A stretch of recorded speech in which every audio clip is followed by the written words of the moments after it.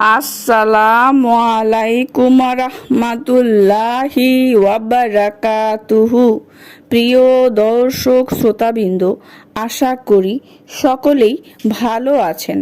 যদি আপনি অভাবগ্রস্ত হন, দারিদ্রতায় পতিত হন, কামাই রোজগার না থাকে এবং কামাই রোজগার না থাকার কারণে খুবই পেরেশানিতে পতিত হয়েছেন, আপনি চান আপনার আয় রোজগার যেন বৃদ্ধি পায়, কামাই রোজগার যেন বেড়ে যায়, তাহলে আপনার জন্য এই আমলটি অনেক বেশি কার্যকরী।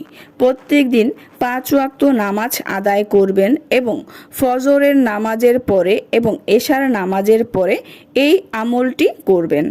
সর্বপ্রথম 11 বার দুরূদ শরীফ পড়ুন। অতঃপর অজু অবস্থায় 605 বার 605 বার ইয়া ওয়ারিসু ইয়া ওয়ারিসু আল্লাহর এই নামটি পড়ুন। শেষে আবার 11 বার দুরূদ শরীফ পড়ুন। অতঃপর দোয়া করুন। প্রত্যেক দিন ফজরের পর এবং এশার নামাজের পর এই আমলটি করতে থাকুন, একদিনও যেন মিস না করেন এবং সাথে সাথে আল্লাহর নিকট দোয়া করতে থাকুন। আপনার রিজিকের যেন বরকত হয়, আমদানি যেন বেড়ে যায়, ইনকাম যেন বৃদ্ধি পায়, সেজন্য দোয়া করুন।